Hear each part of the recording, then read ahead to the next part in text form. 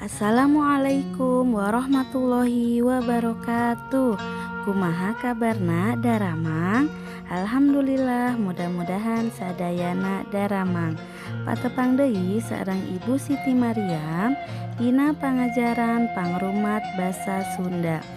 Dina pangajaran ayeuna urang asup kana pangajaran 3, nyaeta temana tentang sauyunan atanapi hidup bersama-sama atau rukun. Dina sastra Sunda aya rupa-rupa wangun ugeran atanapi puisi. Aya puisi buhun, aya oge puisi modern. Salah sahiji puisi buhun teh nyaeta guguritan. Guguritan mangrupa karangan pondok anu diwangun ku hiji wanda pupuh. Jadi dalam sastra Sunda ada macam-macam bentuk puisi. Ada puisi tradisional, ada juga puisi modern. Salah satu puisi tradisional yaitu guguritan, merupakan karangan pendek yang dibentuk atau dibangun oleh satu macam pupuh.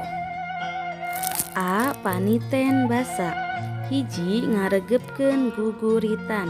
Guguritan dina pupuh magatru eusina ngenaan hirup sauyunan. Pek regepkeun ku hidep. Jadi guguritan dalam pupuh magatru isinya berkenaan hidup rukun. Silahkan kalian dengarkan. Guguritan pupuh magatru anu judulna Rempuk Jukung. He barudak kudu hirup rempuk jukung, jeung babaturan ngahiji, samiuk jeung dulur-dulur, teu binarung goreng pikir, komo bari olo-olo. Ngabogaan sobat dalit urang kudu, deketna ibarat wargi, perlu pikeun silih tulung. Mun urang menang kasulit, tong ieu sieun kasoro.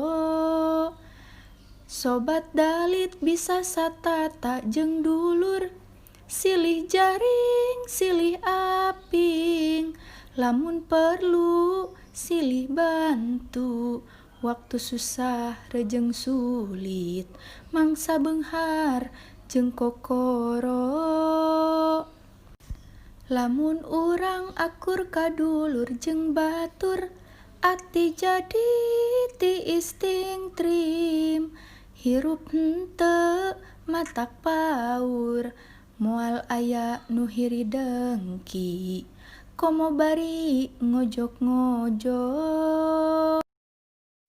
Dua bait anu liana nadana sami sareng bait-bait anu sateu acana. Di dieu akin aya terjemahan atanapi arti guguritan anu judulna Rempuk Jukung. Mangga ditingal sareng dipajenggna eusi guguritan. Kaca 28 dugi kaca 29. Sangkan hidup leuwih paham kana eusi guguritan di luhur, pek jawab pananya ieu di handap. Jadi supaya kalian lebih paham terhadap isi guguritan di atas, silahkan jawab pertanyaan di bawah ini. Nanti jawabannya dikirim ke ibu ya. Hatur nuhun. Wassalamualaikum warahmatullahi wabarakatuh.